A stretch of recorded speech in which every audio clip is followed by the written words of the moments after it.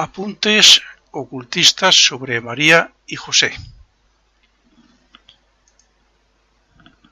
Como respuesta a la sugerencia que me ha hecho una persona en Facebook de que explique algo sobre María, la Madre de Jesús, lo primero que se me ocurre decir, dejando a un lado la simbología astrológica del signo de Virgo, que también se relaciona, y otras cosas, pues es que si en los evangelios casi no se dice nada de los padres de Jesús y menos aún de María, pues tampoco puedo decir yo mucho más.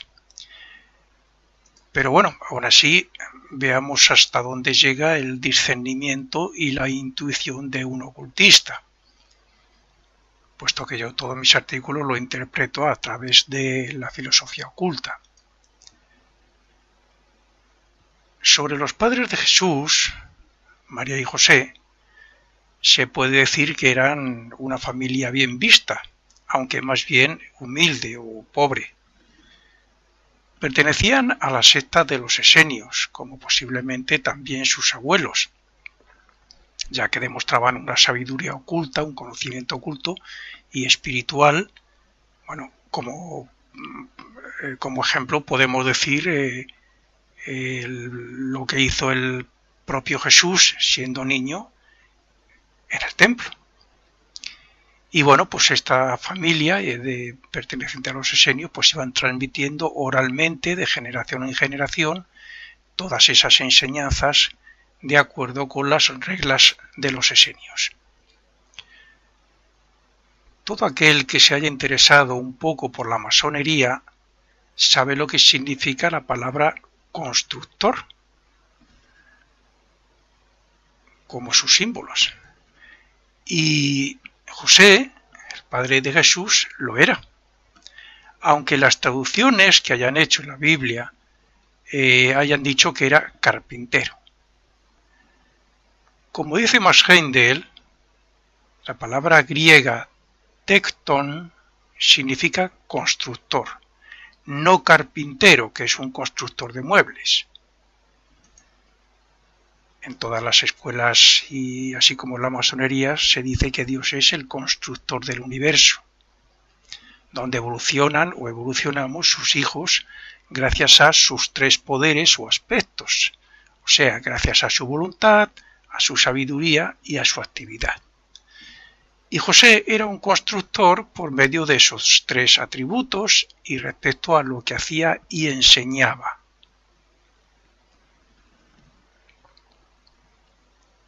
Puesto que se necesitaban dos espíritus puros que no hubieran caído en la tentación de Lucifer, esto lo entenderán perfectamente los que hayan profundizado en la filosofía oculta. Y además que no hubieran sido expulsados del jardín del Edén por haber comido, digo jardín del Edén entre comillas, porque también es simbólico, y que no hubieran sido expulsados por haber comido del, entre comillas también, del árbol del conocimiento, que también es simbólico, porque en realidad es algo así como haber practicado el sexo por propia voluntad y fuera de las leyes de Jehová. Entonces ellos fueron elegidos y muy posiblemente ellos lo aceptaron muy gustosamente, aunque fuera un sacrificio, como parecido al que hizo Cristo. Lo aceptaron María y José, dado que ellos tenían su conciencia o podían tener su conciencia en los mundos superiores y estaban en comunión constante con los ángeles y arcángeles. Por lo tanto, esos elevados espíritus, que son hermanos nuestros, o sea, pertenecen a la misma creación que nuestros espíritus, pero ellos van muy por delante. Entonces, esos espíritus tan elevados fueron los que renacieron, como María y José, con la misión de crear un cuerpo físico puro e inmaculado para que Cristo, perteneciente a la oleada, a la creación de los arcángeles, pudiera cumplir su misión. Una misión de dar una enseñanza nueva, que se necesitaba para que la evolución pudiera continuar en su progreso, en su ascenso hacia los mundos espirituales y hacia Dios. Todos los grandes maestros que han venido, Buda, incluso los personajes bíblicos más importantes, Zoroastro, Buda, Moisés, todos esos personajes siempre han venido para traer una nueva enseñanza que se necesitaba en esos momentos para esa gente, para poder continuar su evolución. Unos espíritus tan elevados como María y José, generalmente, no suelen tener hijos, ya incluso de varios renacimientos antes. Salvo, claro, que fuera necesario para concebir un cuerpo perfecto para algún otro espíritu especial como ellos, que viniera para hacer un trabajo concreto y muy especial también en la tierra, que es el caso de Cristo. Hay que recordar que los espíritus no tienen sexo. Ellos renacen en uno u otro sexo dependiendo de lo que vayan o tengan que hacer a lo largo de esa vida. Este sería el caso de grandes personajes, como he dicho, como Moisés o Buda o Zoroastro, Mahoma, no sé, todos estos personajes que han traído a su continente, a su raza, a su continente, grandes enseñanzas para que progresaran más rápidamente. María, iniciada como José, que era también, era clarividente, puesto que todos los iniciados lo son, o mejor dicho, tenía o podía tener la conciencia, cuando ella quisiera, en los mundos espirituales. Y por eso hablaba con los ángeles, quienes la comunicaron, por ejemplo, pues que iba a ser madre, y también después que huyera, porque corría peligro la vida de Jesús.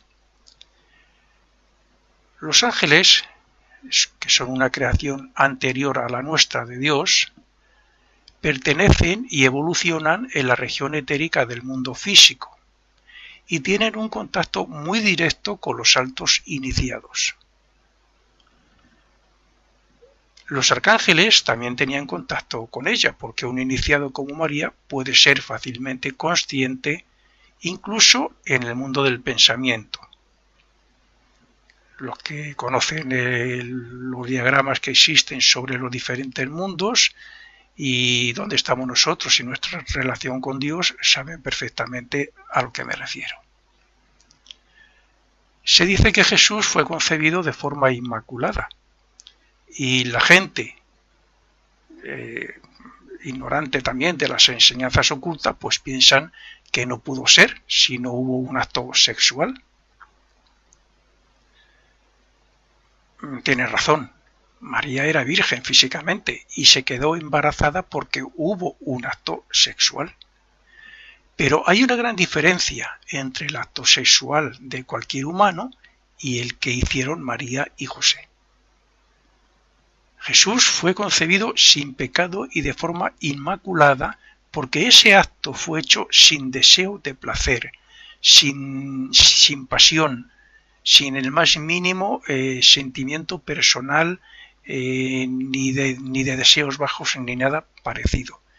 Fue concebido con un sentimiento espiritual de que ofrecían sus cuerpos como un holocausto en el altar de los sacrificios para crear ese cuerpo perfecto necesario para la misión que tenía que hacer Cristo en la tierra. Ellos tuvieron que hacer un verdadero sacrificio para hacer ese acto, pero lo hicieron con todo su amor a Dios y al Espíritu que iba a renacer en ese cuerpo físico. Y cuando se hace así, se considera que el acto es inmaculado.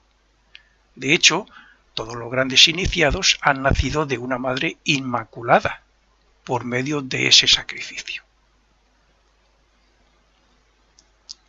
El ocultista, el aspirante espiritual que tiene o se propone alcanzar en esta vida, al menos intentar alcanzar en esta vida la iniciación, sabe que tiene que ir dominando progresivamente todos los deseos más bajos no solo de fumar o de beber alcohol, sino también el de el sexo.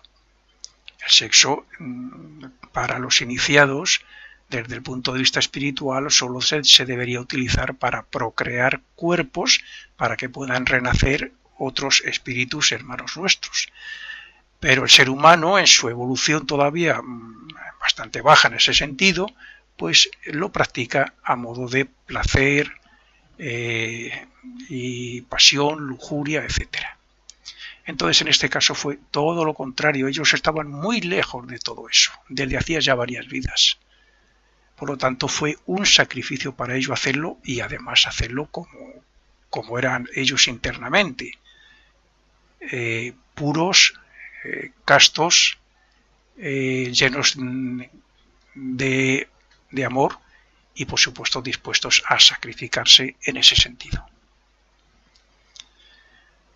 De padres iniciados o vírgenes solo pueden ser nacidos, y aunque esos elevados espíritus hagan el acto sexual, su alma seguirá sin mancha e inmaculada. Algún día, todos, puesto que todos estamos evolucionando, llegaremos a tal nivel de espiritualidad que seremos como María y José. Y entonces concebiremos de forma inmaculada. Haremos un sacrificio en ese acto sexual con todo nuestro amor a nuestros hermanos en espíritu que están en los mundos superiores esperando para renacer.